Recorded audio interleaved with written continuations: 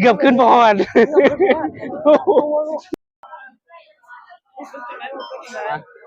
ตอนนี้บ่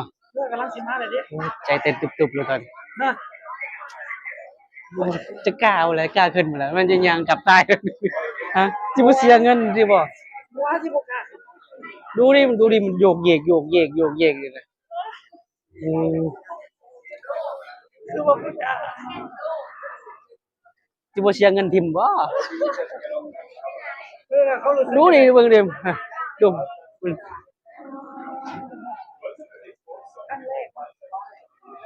ครั้งแรกในชีวิตเลยนะนี่อยากอยากไปอยู่นะคิดอยากขึ้นอยู่แต่หาบ่มีโอกาสแบบมูดมื้อนี้มีโอกาสมื้อนี้ก็ต้องขอบใจขอบคุณบ่าวแนวพาเที่ยวหรือว่าพานั่งเล่นนั่งเรือเล่นตอนนี้เต้นตุบครั้งแรกของเรานะครั้งแรกในชีวิตเลยครั้งแรกของบ่าวเสิร์ชเลยนะมาอยู่เมืองไทยสาวโกเบนี่โอ้โหเคยมาอยู่เคยได้แต่มองได้แต่แนมมื้อนี้หรือว่านอนฝันเอามันนอนฝันว่าบ่จักคนลุกเลยคนลุกคนตั้งเลยเป็นครั้งแรกของเรานะบ่าวคนบอกเคยขึ้นชั้นเสือสตีนมันตกใจแล้วบอกแบกคนนั้นต้องเขาไปน้ำดีเพราะว่าเป็นครั้งแรกใจสั่นเลยแม่นรถลากเรือมันมาแล้วจะกล้าขึ้นหรือบาทตายแล้วไปดิเสียเงินทิมเจอตั้ง40 บาทพุ่นนะโอ้ขึ้นก็ต้องขึ้นไม่หมดเสิร์ช2 ใบละ80ไปนั่นน่ะ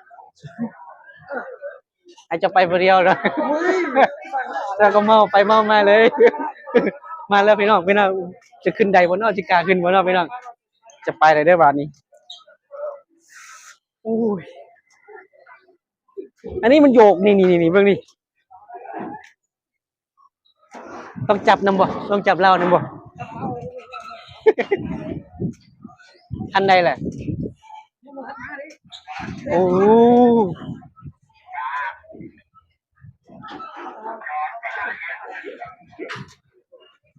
ขอบคุณเด้อชีวิตขอบคุณมากมายโอ้ยมันคือโยกเลยโยกมาคล้ายคนเมาโอ้มาแล้วโอ้มันก็เมาเหือจะตายอีกแล้วบวกแตกจะตายแล้วบัดนี้ซื้อจากไหนโอ้ยอะไรแม่เบาอะไรแม่นี่มันคือโยกโอ้ยลองมานักกว่าเป็นไข้อีกในบัดนี้ตายอุ้ย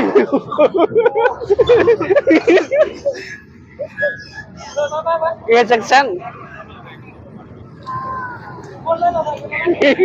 อุ้ย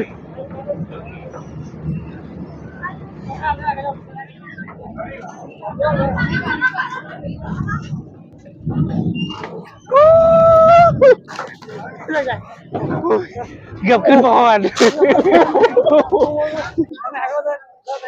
ป้าเอาไปบนนั่งเปล่าอ๋อเป็นแขกรับเชิญบนนั่งโอ้โอ้จับได้หมดแล้วว้าอีพอยแม่เอ้ยได้ขึ้นเรือแล้วว้าว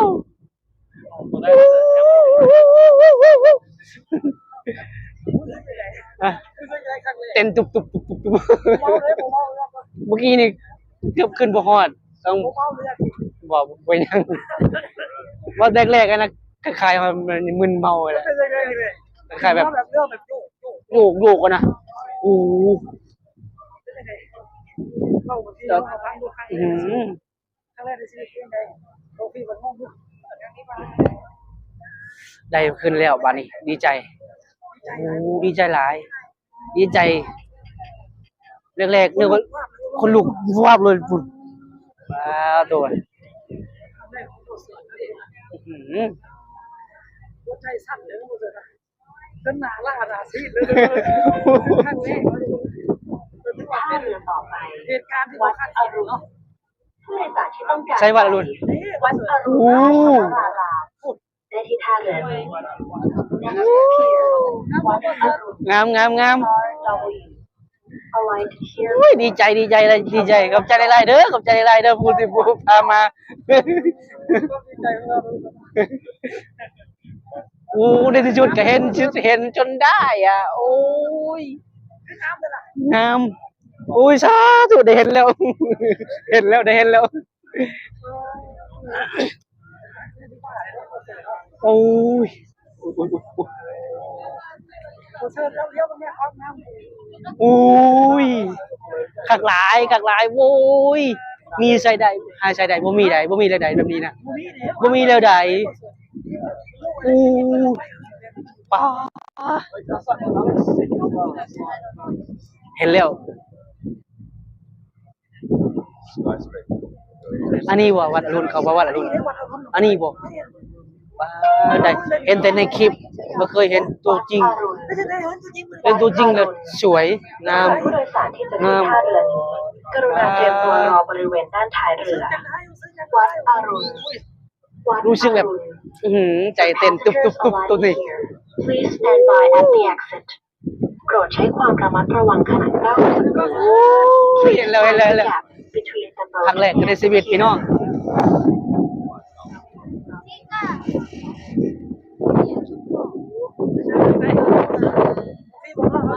โอ้โห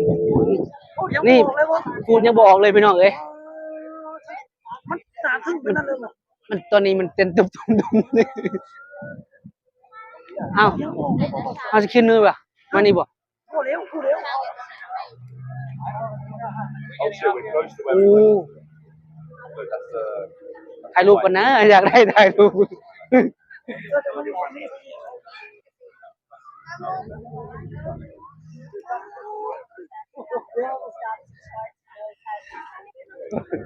กลัวก็จะ เรื่องก็โยกเย่โอเคเดี๋ยวมันนะครับที่เดิมเลยก็โอ้ดูเขาอยู่ไปก็พันเห็นบอกว่าเสียงก็พันบอก ว้าอู้มาอยู่กลางน้ำเลยเนาะอยู่กลางน้ำเนาะ อยู่กลางน้ำเลยนี่ ว้า โยกเย่อยู่หน่อย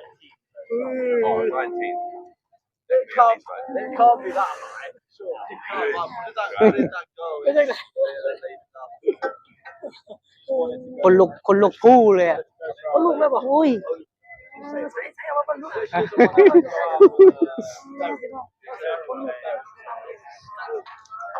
ขึ้นได้นะพี่น้องนี่40 บาทเองบ่แพงพี่น้องนี่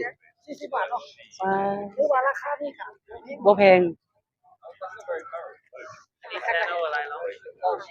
แค่อะไรเนาะอ๋อช่วงว่าวเดียวไปไล่ช่องยูทูบเป็นภาษาไทยกับไปแล้วน้องไปแล้วบ๊ายบาย ไปยังไป บ๊ายบายวัดอรุณ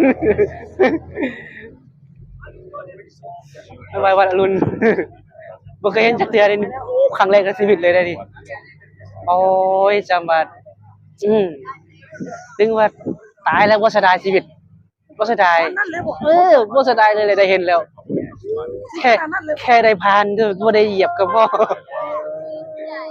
ท่าเรือต่อไปราชินี N7 โอ้สวยจัง การไป ว้าว ปากคลองตลาดท่าเรือและรถไฟฟ้า MRT สายสีสถานีสนามชัยได้ที่ท่าเรือนี้ Next pier. โอ้โหพี่น้องไม่ใช่ได้พี่น้อง What pole or temple was the client Buddha? ใช่ ฮะ ไม่ชิโร่ ใช่ Thadian ฮอดแล้วบ่ Flower Market. คือฮอดไวแท้ชื่อต่อได้บ่ กำลังม่วน กำลังหักความสนใจ กำลังคัก ราชินี ได้ไปภาพไปกันไหม ราชินีสำหรับผู้โดยสารที่จะขึ้นท่าเรือนี้ กรุณาเตรียมตัวรอบริเวณด้านท้ายเรือ ราชินี ราชินี อ๋อ For passengers ฮอด along แล้ว the เนาะ pier, ฮอดแล้วเนาะ please stand by at the exit. โปรดใช้ความระมัดระวังขณะก้าวออกจากเรือ Please mind the gap between the boat and the pier. ตอนนี้ก็ฮอดแล้วพี่น้องฮอดแล้วบ่น้องโอ้โหฮอดเลยโอ้ดีใจหลายดีใจแฮงพูดบ่ออกเลยอ่ะว่าบ่ออกเลยฮะกิน เอา ไฟทับ ใช่เลยใช่เลย ไฟทับดิ ใช่ทางลง อันนี้ว่าไปข้างหน้า โอ้ย ไปไป ไป เอาเดี๋ยว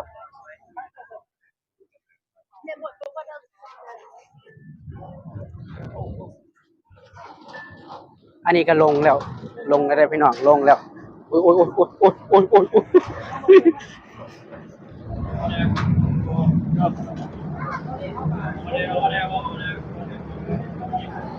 ตอนนี้เขาก็ลงแล้วพี่น้องไอ้ยลง โอ้โหโอ้ยนึกจะบอลอดเมื่อกี้นี้ตอนขึ้นแรกๆอ่ะมันโยกไปโยกมาเด้อ รู้สึกยังไงตอนนี้ รู้สึกตอนนี้สบายแล้วบ้านนี้โล่งแล้ว สบายแล้วบอก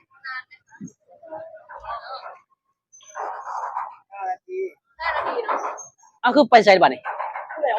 เจ้าก็ไปส่งผู้โดยสารต่อเอง อ๋อแต่ถ้าจะว่าจะไปต่อเขาต้องเพิ่มเงินเนาะ แม่เราต้องซื้อต่อยแต่ว่าเฮาสิมาไปนี่ไปสะพานพุทธ ไปสะพานพุทธ แม่เคยเห็นบ่สะพาน บ่ยังไม่เคยเห็นเลยนี่ ครั้งแรกของ ได้ยินแต่ชื่อนี่ได้ยินแต่ชื่อว่าสะพานพุทธสะพานพุทธ นี่ไปบ่ไป แล้วนี่เก็บไว้บ่นี่ฮะตอนนี้ ได้ยังบ่หาย ยังบ่หายเลยยังตุบยังคือว่าได้ยังบ่หายยังไงยังบ่หายตกใจบ่ได้ ยังบ่หายตกใจเลยอ่ะทีแรกนึกว่าจะเมาคล้ายๆเมาเบียร์เมาเหล้าอย่างนั้นแหละจังได ยังตกใจอยู่ ไปจังไดเอ้ยไปนี่บ่ บ่เสิร์ชขึ้นจุฬาไปถ่ายรูปเลยเด้อ อ๋อขึ้นได้บ่นะ เป็นไดเศร้าตกใจยัง ยังอยู่ ยังอยู่ คล้ายๆแบบยังใจมันเต้นตุบๆๆนะใจมันหายไป ครั้งแรกเนาะ ครั้งแรกครั้งในชีวิตอ่ะ นี่แหละครั้งแรกในชีวิตเลยนะมันสั่นอยู่เลย